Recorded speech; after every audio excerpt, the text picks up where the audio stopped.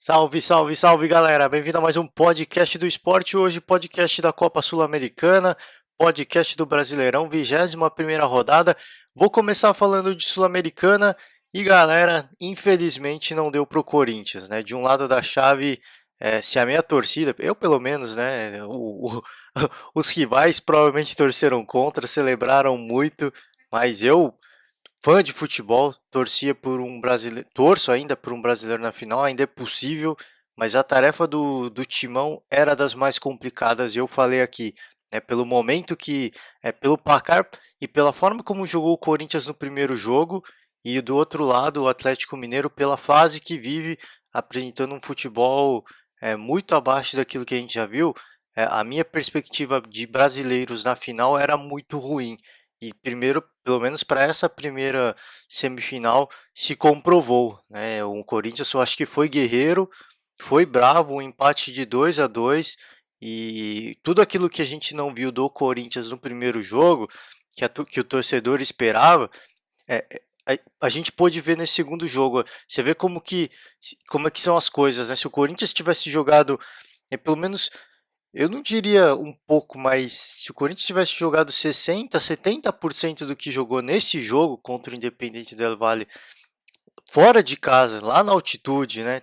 Todo o cenário perfeito para o Corinthians fazer um jogo mais conservador, um jogo mais cadenciado, jogar muito menos daquilo que a gente poderia ver do Corinthians. Você vê, ele tem que ir até lá para fazer um jogo que poderia ter feito aqui em São Paulo, ter dado um ânimo para o seu torcedor, e infelizmente a eliminação do Corinthians aconteceu naquele primeiro jogo. Não tem como a gente fugir disso.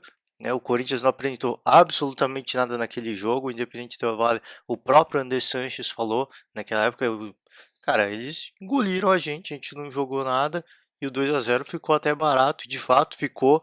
Nesse jogo o Corinthians foi valente. E mais uma vez eu repito, tudo aquilo que o Corinthians deveria ter mostrado no primeiro jogo, eles demonstraram nesse segundo jogo. Eu acho que para o torcedor corintiano, talvez fique uma perspectiva muito bacana de que é possível, né? Esse time pode mostrar mais. A torcida pressionou, o cara ele deu a sua resposta, venceu no Campeonato Brasileiro. Agora, esse jogo aí fora de casa contra o Independente, um 2-2, eu acho que um 2-2 que o Corinthians um 2-2 que tem que ser muito valorizado de um certo ponto de vista, principalmente pela questão tática do Corinthians. É um Corinthians que vai mais para cima, é um Corinthians que agride mais e que faz gol. Mas tem o outro lado da moeda. É um Corinthians que também vem tomando muitos gols. No Campeonato Brasileiro isso já aconteceu. Contra o Bahia, tomou um gol. Agora toma dois gols no Independente Del Valle. Então precisa encontrar um meio termo, eu acho. Né? É um time que é muito bom defensivamente e é um time que ofensivamente sabe ser muito bom também, sabe ser perigoso. Mas é óbvio, o Timão precisava ir para cima, o Corinthians precisava buscar a vitória a todo custo. Foi valente, o Independente começou melhor o jogo, mas o Corinthians aos poucos foi se acertando, foi tomando conta aí não digo tomando conta do jogo, mas foi controlando o jogo, né? Foi engolindo aí, digamos assim, o time do Del Valle, e aí o gol acabou saindo num belíssimo ataque, o gol do Bozelli, e aí deu todo um ânimo para a torcida do Corinthians, sem dúvida nenhuma, porque você precisando vencer, sai na frente, 1-0 já é um placar, é, pelo menos não garantia a classificação, mas era um placar que, pô, se fizer mais um, agora a gente já vai para a disputa das penalidades, e o Fagner falou isso depois do primeiro jogo, né? A gente não pode pensar que tem que fazer dois gols, que tem que fazer três gols. Se a gente for pensar assim, cara, não vai ter jeito. A gente vai ser eliminado, porque se pensa, putz, tem que fazer três gols, já dá um desânimo, é um placar considerável se fazer, então pensar devagar, cara, passo a passo, fazer o primeiro gol, e foi isso que o Corinthians fez, foi muito, eu acho que foi muito frio no seu jogo, sabendo o que tinha que fazer, que precisava jogar tranquilo, precisava, claro que não jogou tranquilo, é impossível jogar tranquilo, mas jogou sabendo da sua responsabilidade, do seu papel e do que tinha que fazer para pelo menos sonhar com essa classificação para a final. Fez o primeiro gol, infelizmente tomou um gol de empate no contra-ataque, né? O Corinthians deixou muito espaço, justamente porque precisava buscar o placar, e aí deixa espaço na retaguarda e tomou um gol de contra-ataque, conseguiu abrir uma vantagem novamente num lance de pênalti, numa jogada de pênalti. O Cleison foi lá, fez o gol, mas o Del Valle de novo conseguiu igualar mais uma vez num contra-ataque, e é aquilo que eu falei. É muito legal, é um Corinthians que vai para cima, que faz gols, e é isso que o torcedor quer ver, mas por outro lado, um time que toma 2 gols de contra-ataque, um time que, se fosse algumas semanas atrás, por uma postura muito defensiva do Fábio Carelli, 2 gols que provavelmente esse time não tomaria. Claro, o jogo em Itaquera jogou muito defensivo, tomou 2 gols, sofreu um apagão, precisava mudar alguma coisa e eu acho que o Carelli começou essa mudança, isso é muito legal. Teve aquela questão, gerou a polêmica de que ele criticou os mais jovens ali, falou que alguns jogadores muito jovens para esse tipo de decisão. A galera caiu em cima, enfim, é a visão do Carille. É o técnico super vencedor e eu acho que a opinião dele tem que ser valorizada. Então a gente caiu em cima, desceu o pau. Cara, quem é campeão aí, tricampeão paulista, campeão brasileiro, é o Fábio Carille.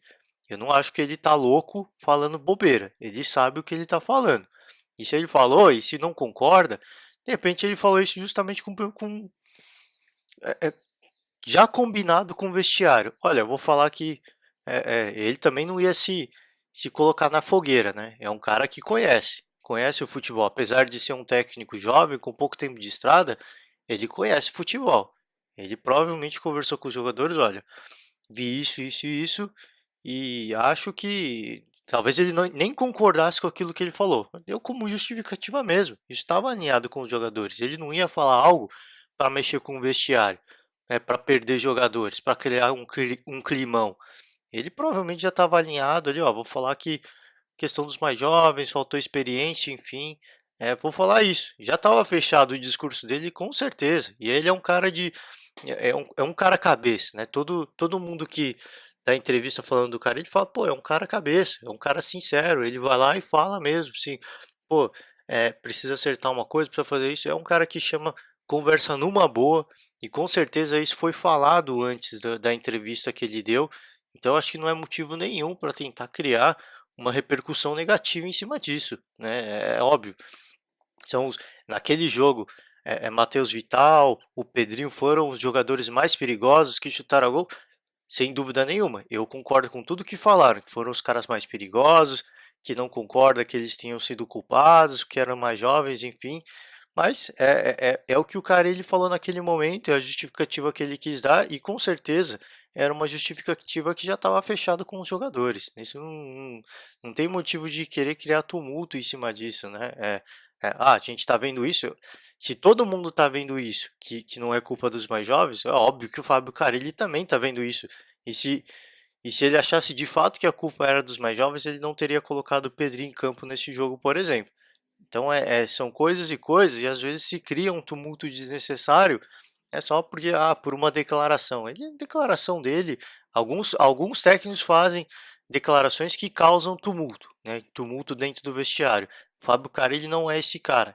Ele é um cara muito cabeça, ele sabia exatamente o que ele estava falando, e tudo aquilo que foi falado já estava com certeza muito bem alinhado com os jogadores no vestiário. Então, são coisas a se pensar, né? Ainda mais para um técnico com a postura que tem o cara. Ele é um cara extremamente gente boa, que gosta de cumprimentar o treinador adversário, que vai no vestiário. Então é um cara muito gente boa. E eu acho que às vezes precisa tomar um certo cuidado, né? Lógico, pegou mal, para a imprensa pegou mal, mas internamente eu acho que não tem motivo, né? Se gerasse aquela questão de, oh, isso pode gerar um problema interno, que não sei o que, cara, aí tudo bem, né? Tudo bem. Por exemplo, as declarações do Thiago Neves, pós-jogo, cabeça quente, aí sim eu acho que vale a crítica, né? Pô, cuidado, você vai gerar um. Claro que eu acho que a gente tem que dar liberdade para os jogadores falarem o que pensam, porque senão fica de todo mundo depois reclamando que, eles não querem dar entrevista, que não sei, é lógico, porque o cara dá entrevista de cabeça quente, todo mundo cai em cima. Então aí depois reclama que ninguém dá entrevista, que ninguém vai na coletiva.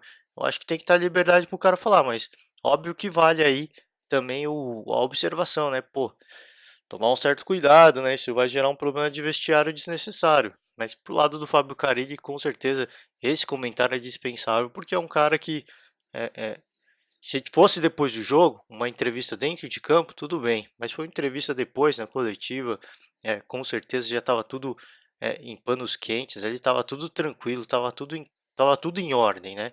Então, voltando ao jogo, eu acho que fica coisas boas e coisas ruins para o torcedor corintiano, coisas para se animar e coisas para se preocupar. Coisas para se animar, pelo menos pela questão da mudança tática, uma mudança já bastante interessante.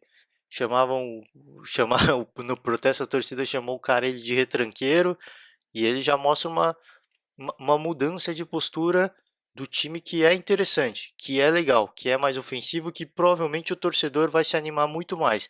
Mas por outro lado, isso vai ter um preço, isso vai ter um custo, e esse custo a gente já vê nesses dois últimos jogos do Corinthians, que a gente começa a observar essa mudança de postura, já são 3 gols. Então tem um custo. Essa mudança de, de, essa mudança tática vai ter um preço e o torcedor vai ter que ter paciência, porque não é um estilo do Carille. O estilo Carille não tem esse estilo ofensivo por natureza.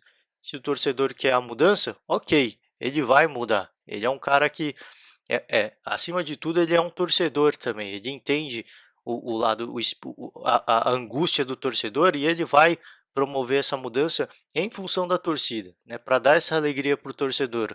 Mas o torcedor agora vai ter que ser paciente, né, porque toda mudança tem, no começo pelo menos, tem os seus problemas. E esses problemas começam a aparecer e ele vai precisar de tempo para conseguir arrumar, vai levar um tempo para pôr ordem na casa. Então é um processo. O Carille aparentemente iniciou um novo processo e agora a torcida vai ter que ter paciência, né, para que as coisas comecem a fluir de uma forma um pouco mais natural. Claro que fica angústia mais uma vez, a tristeza, porque a Copa Sul-Americana talvez fosse o caminho mais curto para a Libertadores e agora o Corinthians foca só no brasileiro, mas eu acho que o Corinthians tem condições, totais condições de se classificar para a Libertadores nesse campeonato brasileiro. Então, paciência, as coisas vão acontecer, as mudanças aparentemente já começaram de uma forma positiva, mas teve o seu preço e ao longo do tempo o Fábio Carille com certeza vai conseguir pôr ordem, vai conseguir organizar de uma forma melhor o seu time. Vamos passar para o brasileiro agora. Hoje tem jogo do. Falar rapidinho só para finalizar a Sul-Americana. Hoje tem jogo do Atlético Mineiro, o outro jogo aí da semifinal. Vai jogar em casa, mas o Atlético, já falei, não passa por um bom momento e a perspectiva que eu tenho é das mais negativas, justamente pela sequência. Aí vem o Hever, dá uma sua coletiva, fala que tem questão de problema de salário, então a gente não sabe como está o clima internamente, aparentemente não está dos mais legais. E pelo menos a impressão que eu tive é de que a pressão da torcida está impactando no time internamente, tá? Mexeu com a moral, né? O momento também, obviamente, mexe com a moral do time e tem todas as questões financeiras que ele falou, todo clube passa por isso hoje, mas obviamente isso desagrada o, o, o, o jogador e isso impacta no rendimento do jogador porque claramente joga mais desanimado, joga mais desmotivado, porque obviamente não recebe o seu salário, e isso qualquer pessoa, isso é natural do ser humano. Não adianta ir lá e falar, mercenário, mercenário. Não, isso é natural do ser humano. Se você trabalhar e não receber seu salário, você também, obviamente, vai trabalhar muito aborrecido e o seu rendimento vai ser muito menor. Isso acontece com todo mundo, são seres humanos que estão fazendo o trabalho deles e, obviamente, querem receber o seu salário em dia, né? Mas é, a, a visão que eu tive, pelo menos a impressão, né, na verdade, que eu tive, foi que o ambiente não é dos melhores. Óbvio que isso que já fica claro pelo rendimento do time em campo e pela entrevista do Hever, isso ficou ainda mais claro para mim. Então, obviamente, eu vou torcer muito para que o Galo consiga essa classificação, mas para mim, muito complicada mesmo, porque principalmente pelo momento que vive, né? E eu tinha, antes do primeiro jogo contra o Colón, eu tinha falado, às vezes, um clube joga muito mal o campeonato de pontos corridos e ele sobra no campeonato de mata-mata, e infelizmente isso não aconteceu com o Atlético. Primeiro jogo o Atlético até saiu na frente, tomou uma virada. Pode ser que a gente pode ser que aconteçam coisas boas. Eu espero que aconteçam coisas boas, eu espero que o Atlético saiba isolar isso. Olha, é um campeonato à parte, é um caminho mais fácil, digamos assim, para ganhar uma vaga na Libertadores, para ganhar um título, e título significa dinheiro para o clube, né? Significa mais investimentos, então salários em dia. Então eu acho que espero de verdade que isso sirva como um combustível aí, motivador para esse time, para que a gente tenha pelo menos agora um brasileiro na final, ia ser muito interessante. Agora sim, vamos pular de vez para o Brasileirão, porque ontem se iniciou a 21ª rodada e o segue o líder continua valendo. Segue o líder e segue muito líder, né? Ainda mais agora, 6 pontos. Tudo bem que o Palmeiras joga hoje, mas são 6 pontos e o Flamengo joga a pressão para o Palmeiras, joga a pressão para o Santos, porque essa bucha não é mais minha. Eu fiz o meu papel, venci de novo, 8ª vitória seguida, o recorde do Flamengo aí no Campeonato Brasileiro, e joga a bucha para outro lado, joga a pressão para os outros. Um jogo em que o Flamengo venceu por 3-1 o Internacional. E que jogo estranho do Internacional, hein? O Flamengo sai na frente com o gol do Gabigol, um lance de pênalti que é, é, se iniciou aí com a expulsão do lateral do Internacional, o Bruno. Lance claro, cara, indiscutível lance de pênalti, de cartão vermelho. O Gabigol ia sair sozinho para fazer o gol, ele interferiu no lance e indiscutível. Uma expulsão das mais irresponsáveis que poderiam acontecer. Claro que ele queria evitar o gol, mas ele não só não evita o gol, como também deixa o Internacional desfalcado. E um time desfalcado contra o Flamengo é, é entregar o jogo, né? Fala aqui, ó, goleia, faz a sua parte.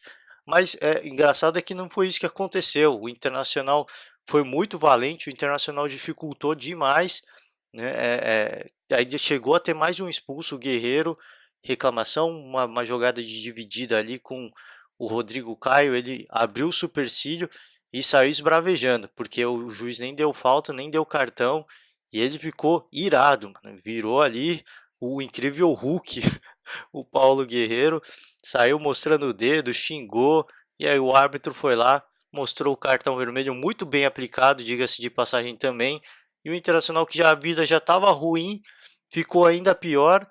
E aí eu tiro o chapéu para esse time do Internacional porque foi bravo, hein? Mas foi muito bravo mesmo, porque com 2 jogadores a menos, o Internacional conseguiu empatar com o Edenilson, e aí sim, depois o Flamengo soube aproveitar a vantagem e deslanchou.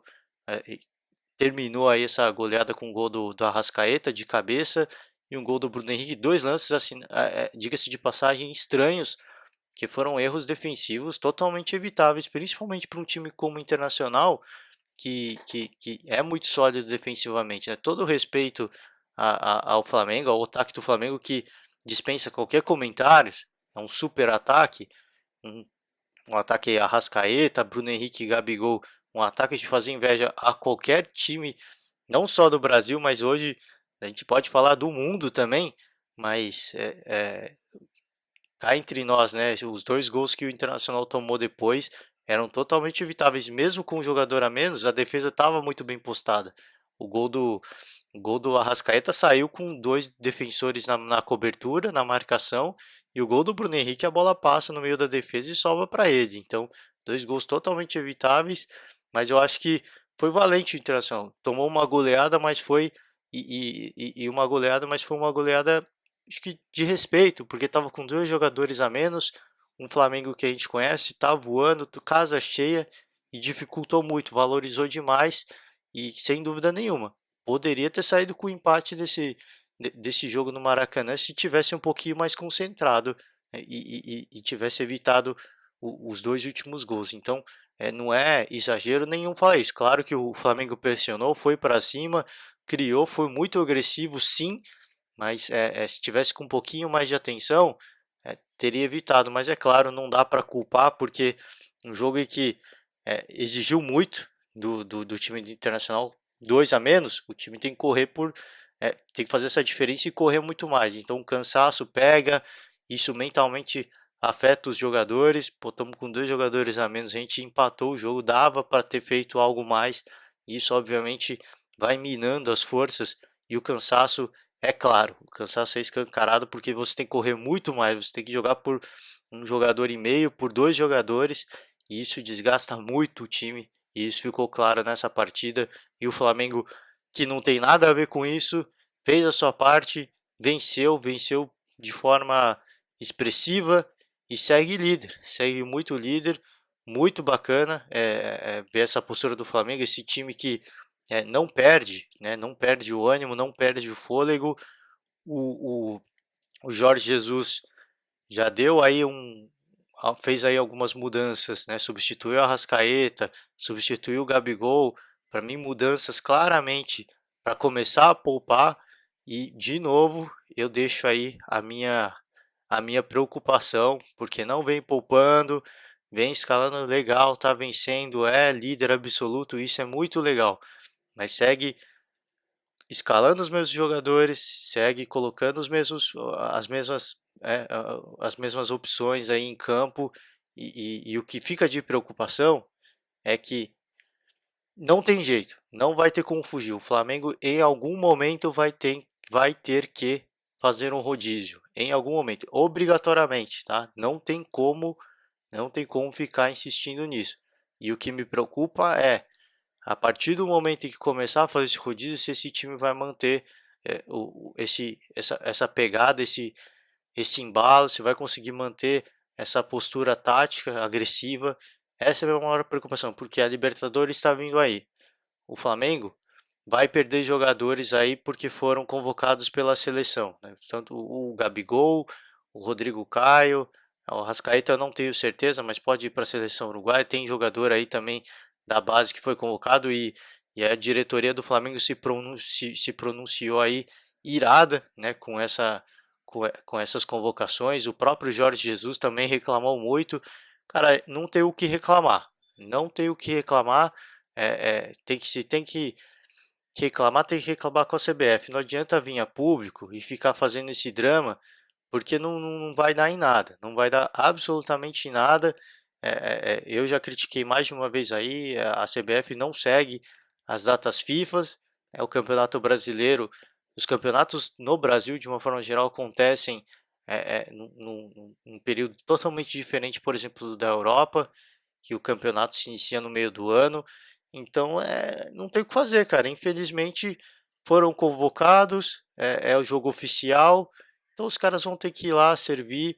Eu falei aqui, cabe uma sensibilidade do Tite. Infelizmente, eu acho que eu falei, ele precisa convocar porque ele quer renovar, ele precisa testar, são jogos amistosos, ele precisa testar esses jogadores. Então ele convocou, mas eu acho que faltou um pouco de sensibilidade, né? Convoca um só, não dois. Mas enfim, não adianta ficar reclamando de que não sei o que, outra coisa. O Jorge Jesus, na última coletiva do último jogo, reclamou muito de arbitragem. Falou: não estou falando que eu quero que a arbitragem ajude o Flamengo, mas eu não quero que prejudique, né? Já começa a pôr culpa em coisa que não tem. Já começa a ver coisa em lugar que não precisa, né? O Flamengo tá voando, tá ganhando fácil as partidas, aí começa a reclamar de arbitragem, começa a reclamar de convocação da seleção brasileira. São coisas que me preocupam de uma certa forma, porque é um time que está buscando justificativa para coisas que ainda nem aconteceram, né? Aí depois começa a criar eles mesmos estão criando um fantasma, e na hora que de repente o fantasma chegar e vai falar: eu falei, ó, culpa da arbitragem. Eu falei, ó, culpa da CBF, que convocou e não desconvocou, não liberou os jogadores. Tá começando a criar um fantasma desnecessário. E depois, é o que eu falei, se de repente o fantasma chega, aí vai ficar reclamando, e aí, cara, aí não vai ter o que fazer, não vai ter o que reclamar, porque vai chegar chegando e vai mexer com a moral do time. Então, cara, para, né? Continua fazendo a sua parte, não reclama, isso faz parte. É lamentável, mas faz parte. Os clubes sabem disso. Não adianta ficar reclamando disso. Todo mundo sabe. Vai chegar no meio do ano, os caras que estiver se destacando vão ter que sair, vão ser convocados para a seleção e infelizmente vão desfalcar os clubes. Não tem, isso faz parte do futebol. É CBF, cara, CBF. Isso tem que ser negociado e infelizmente os clubes aprovam isso. Então agora não tem que ficar chorando, ficar falando de credor, que não sei o que nem o Jorge Jesus ficou falando. Ah, a gente deve a gente deve explicar, a gente deve satisfação para os credores, porque são eles que põem dinheiro no clube, que não sei o que. Cara, não adianta ficar chorando, não adianta ficar chorando, porque afinal de contas o chororô é livre, né? Mas é desnecessário. Você está criando um ambiente ruim, né? Você está criando um fantasma que não existe, está colocando ali e você mesmo está se colocando uma barreira. Então, cara, continua fazendo o seu. Vai atrapalhar? Vai atrapalhar, mas é o que eu falei. O Flamengo, pelo menos, tem opções. Eu acho que tem condições sim de suprir essas necessidades. E é por isso que eu estou criticando a questão de não mexer um pouco mais nesse elenco. De repente, um ou outro jogo, tentar colocar o Vitinho para fazer parte desse esquema tático. Ou o Berril para colocar também. Tentar colocar ele nesse carrossel aí e fazer esses caras jogarem de uma mesma um mesmo padrão para que o time não perca tanto rendimento. E é essa a minha maior preocupação, porque eventualmente isso vai ser obrigatório. Ele vai ter que fazer, ou os jogadores vão quebrar, ou os jogadores vão quebrar mentalmente, né? Vão quebrar fisicamente ou mentalmente. Vai chegar um momento em que eles vão se sobrecarregar e qualquer pessoa sobrecarregada de trabalho acaba cedendo e acaba sucumbindo aí, mentalmente acaba sucumbindo. Então, essa é a minha maior preocupação. E mais uma vez eu vou expor aqui, não tá rogando praga, falou de fantasma, você está criando fantasma. Não, não sou eu que estou criando fantasma, isso é natural, são seres humanos jogando, né? O cansaço faz parte, e eu critiquei muito o Palmeiras aqui com o Dudu principalmente. Dudu ficava jogando todo jogo, todo jogo, todo jogo. Você via que o cara estava morto, o cara estava exausto. O principal jogador de criação do Palmeiras, o cara estava se arrastando em campo. Era um a mais, só que não estava fazendo diferença nenhuma. E é isso que eu critico, cara. E não é criticando o Dudu, que é um cara de muita raça, de muita garra. É natural do ser humano, faz parte. Somos seres humanos. É o que eu falo. Eu sempre, quando eu falo dessas coisas, eu convido todo mundo a refletir, a pensar no seu próprio trabalho. Imagina você trabalhando direto, sem descanso. Cara, uma hora mentalmente você vai chegar no seu trabalho que nem um zumbi. O seu, o seu colega vai te chamar, você vai demorar 2 segundos para assimilar o que ele falou.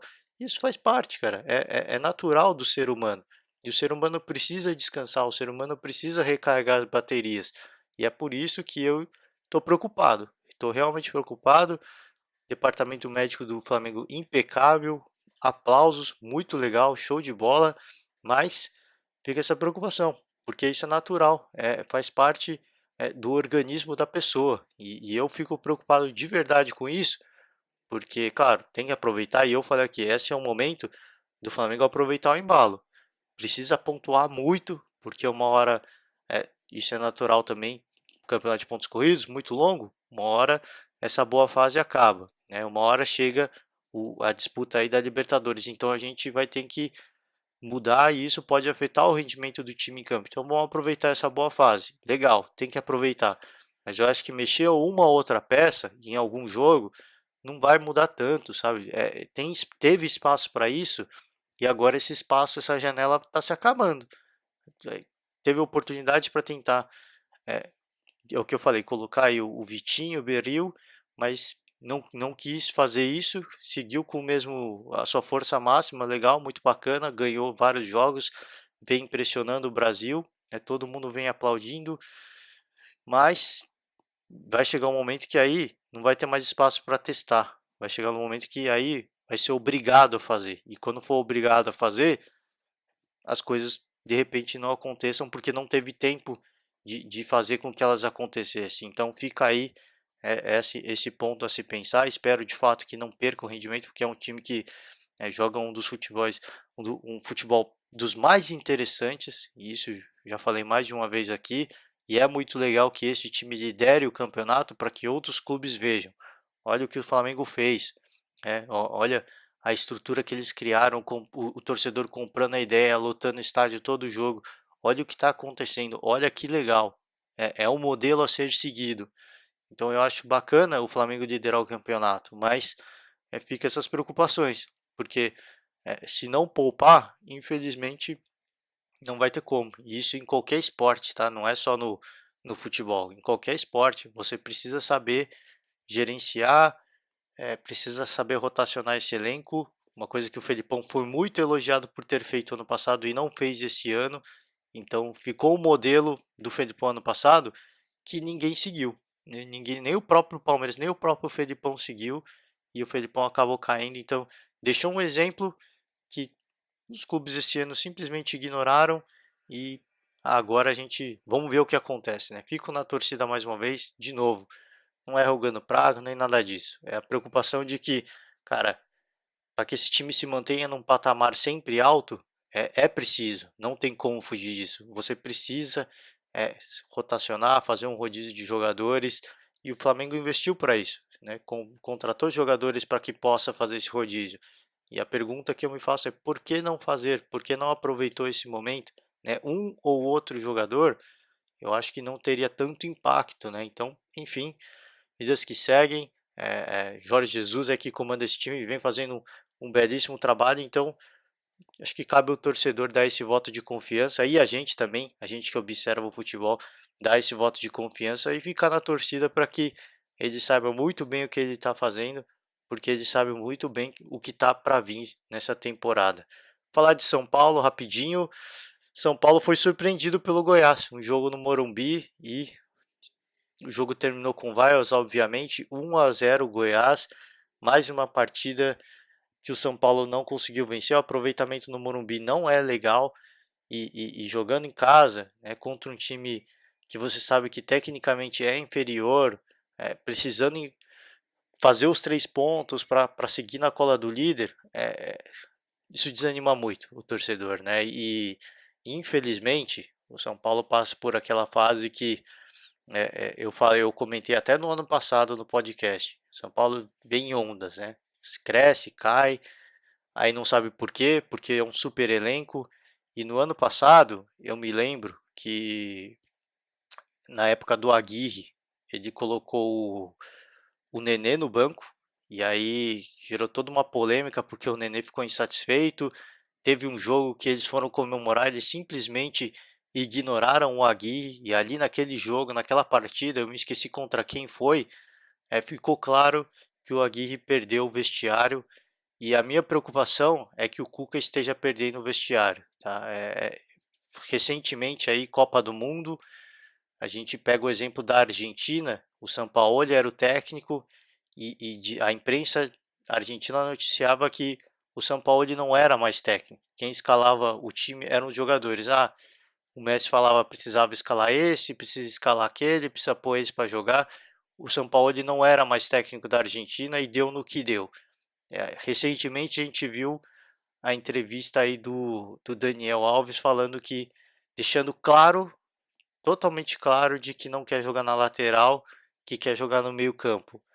Me parece, pensando tudo isso que aconteceu nos últimos anos, que o Cuca já não tem mais o controle do vestiário, não é ele mais quem manda ali. Eu preciso pôr o Daniel Alves no meio campo porque ele quer jogar lá, eu preciso pôr o fulano ali porque ele quer estar ali. Então, infelizmente, a impressão que eu tenho é que o Cuca já não é mais o líder absoluto desse elenco. O Daniel Alves chegou para ser uma das peças chaves desse elenco e me parece que isso acabou quebrando aí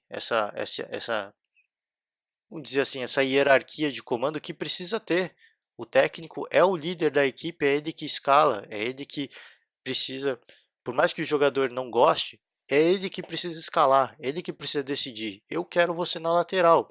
Desculpa, você é muito melhor jogador na lateral. E eu tô pegando o Daniel Alves de exemplo, tá? Não é um super jogador, eu respeito muito, mas eu tô só pegando de exemplo para ilustrar essa situação, né? Então, infelizmente, a impressão que eu tenho é essa, tá? E se isso for verdade, o Cuca vai cair em uma questão de alguns jogos, ele vai cair, não vai ter como segurar.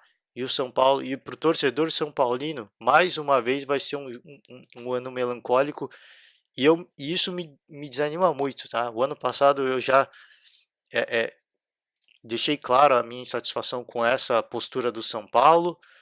E esse ano, mais uma vez, eu fico aqui com a minha pulga atrás da orelha. Se o Cuca for mandado embora realmente, se ele sair da equipe, ou se ele não é mandado embora, ou se ele mesmo optar por deixar o clube, porque não está vendo evolução, é lamentável. Mais uma vez, lamentável. E eu não sei, e eu não vejo uma perspectiva positiva para o torcedor são paulino no curto prazo. Porque se o ano passado eram os jogadores que mandavam no vestiário e esse ano aparentemente são eles que continuam mandando no vestiário, infelizmente o São Paulo vai ficar em mais uma era sem títulos enquanto não conseguir montar um elenco, um vestiário em que o treinador seja o comandante, o treinador seja um cara respeitado e que as decisões dele sejam respeitadas. E infelizmente, nos últimos anos no São Paulo isso não vem acontecendo e infelizmente isso deixa muita tristeza, não só para quem é torcedor, mas para quem gosta de futebol, porque o São Paulo é um clube super vencedor, né? Super vencedor de ganhou Libertadores, Mundial e infelizmente está nessa situação que não é ruim no campeonato de uma forma geral, mas nessa situação de gangorra, de sobe e desce, chega um treinador, traz um ânimo novo, o time cresce de produção, depois cai porque o treinador simplesmente perde o controle do vestiário e fica essa lamentação. O Goiás fez o gol com o Leandro Barcia. O São Paulo teve várias oportunidades, teve um pênalti a favor. O Reinaldo cobrou, o Tadeu foi bem demais, defendeu a penalidade. Teve outras grandes oportunidades, uma delas eu destaco a do Daniel Alves, praticamente sozinho na grande área, ele chutou por cima do gol e muitas chances perdidas. A principal delas, um pênalti, muito bem defendido. A gente tem que, obviamente, aplaudir aí a atuação do goleiro do Goiás, o Tadeu, que foi gigante, né? Defendeu o pênalti e defendeu outras grandes oportunidades do São Paulo e evitou o empate, até a vitória do São Paulo. E o Goiás sai vencedor dessa partida. Não digo que afunda o São Paulo em crise, mas afunda o São Paulo num. Acho que não deixa o São Paulo empacado, né? Um time que uma partida ou outra melhora, cai e eu realmente, mais uma vez, a impressão que eu tenho é que o Cuca hoje já não tem mais o controle do vestiário e infelizmente trocar o treinador não vai resolver absolutamente nada, porque de novo, qualquer treinador que venha vai ter uma moral no começo e aos poucos ele vai perder esse controle, então infelizmente isso é uma questão de gestão. Isso é questão que a diretoria, o departamento de futebol tem que olhar e tem que entender o que está acontecendo. Infelizmente, eles não estão entendendo, né? Principalmente na figura do Raí, eles não estão entendendo o que está acontecendo. E infelizmente, para o torcedor são paulino, eu acho que vai ser um ano mais uma vez complicado para o seu torcedor. Vamos seguir falar rapidinho de Bahia. Bahia venceu de 2-0 do Botafogo. O Bahia segue a sua escalada para entrar no G6, para entrar na disputa aí pela vaga na Libertadores. Uma grande atuação. O Botafogo ainda teve um expulso, mas eu acho que não influencia absolutamente nada no resultado se o Botafogo tivesse com seus 11 jogadores. O Bahia muito forte em casa, é um time que vem numa crescente muito forte, jogando muito bem sob o comando do Roger Machado, um dos times aí que sem dúvida nenhuma nesse momento da temporada, uns destaques aí, esse time do Bahia. O time do Botafogo também eu destaco, né, é um time que mais de uma vez se falou, sofrendo com questões salariais, salários atrasados, os jogadores jogando na raça, jogando pelo clube, jogando pelo torcedor, então também é um clube a ser aplaudido e o Bahia, olho nesse Bahia também, viu? Tá muito bem, tá escalando, tá pontuando e vai chegar lá. Se continuar nessa pegada, vai chegar sim na zona da Libertadores e vai complicar para todo mundo que tá lá, principalmente São Paulo e Corinthians. Se não tomar cuidado, o Bahia vai chegar e vai passar. Vamos falar agora de Ceará e Cruzeiro rapidinho. Um jogo ali entre dois times que estão fugindo aí da zona do rebaixamento. E o empate não foi bom para ninguém, mas pelo menos momentaneamente pro Cruzeiro, tira o Cruzeiro da zona do rebaixamento, dormiu essa noite aí fora do Z4 com esse empate. Um jogo que o Rogério conhece muito bem, treinou Fortaleza, conhece o estádio, conhece o time do Ceará, então eu pelo menos imaginei que o Cruzeiro poderia sair com a vitória, todo o respeito ao time do Ceará, que sempre complica para os grandes clubes aí, para os times que estão no topo da tabela. O Cruzeiro obviamente não está no topo da tabela, mas é um clube com um grande elenco e poderia claramente complicar, mas foi um jogo, é, os times tiveram as suas oportunidades, a bola não quis entrar no gol de forma alguma, então acabou no 0 a 0. Não foi bom para ninguém, tá? O Ceará obviamente está um pouquinho longe da zona de rebaixamento, mas não longe em pontuação, né? 3 posições aí de distância, mas a pontuação é muito próxima. E o Cruzeiro também perde uma chance aí de, claro, todo o respeito, que o jogo foi na casa do Ceará, mas o Cruzeiro perdeu uma chance muito boa de tentar pontuar, a chance muito boa pelas chances que teve, tá? O Cruzeiro teve grande chance, e aí é bola na trave, é bola que o goleiro defende, isso para os dois lados, tá? Não tô só falando do Cruzeiro, para os dois lados. É bola na trave, bola Cruzeiro, o goleiro defende, bola no bate-rebate, enfim, mais uma vez, uma partida que não foi bom para os dois, mas pelo menos para o Cruzeiro, dorme fora do Z4. E hoje a gente tem outras partidas, principal delas que eu destaco é Palmeiras e CSA. Palmeiras joga no Pacaembu, teve show no estádio do Palmeiras, no Allianz Parque, então a partida não vai ser lá, mas vai ser contra um CSA, um time que está animado, saiu da zona do rebaixamento na última rodada, então todo cuidado é pouco. Um time que pode dificultar, pode complicar o Palmeiras, então muito cuidado, principalmente porque todo mundo está jogando uma pressão nesse time do Palmeiras, porque precisa vencer para seguir encostado no Flamengo. Então tem que blindar o elenco. Essa pressão não pode chegar nos caras. Os caras têm que estar blindados, tem que estar tranquilo, fazer essa partida, esquecer realmente o Flamengo, como todos eles vêm falando, cara, a gente não está preocupado com o Flamengo. Eu espero de fato que não estejam preocupados, que façam uma partida segura, que busquem a vitória aí para seguir, obviamente, colado no Flamengo, mas deixa a pressão de lado. Esquece, cara. Se colocar essa pressão, se colocarem essa pressão, vai sentir e vai ser difícil e o CSA vai aprontar. Então tem que ser uma partida mental essa que o Palmeiras, principalmente mental, porque tecnicamente é muito superior ao CSA. Então vai ser uma partida principalmente mental para esse time do Palmeiras. Vou encerrando por aqui hoje. Fica o meu convite, sempre faço o meu convite a vocês. Quiser que eu fale de outra coisa, Champions League, é, é, torneios na Europa, outra modalidade também, deixa o seu comentário. Falei bobagem? Também comenta aí, me corrijam, por favor. E é isso aí, gente. Vou me despedindo hoje. Amanhã eu estou de volta para comentar os jogos de hoje. E tchau. Vou me despedindo. Um forte abraço e até a próxima.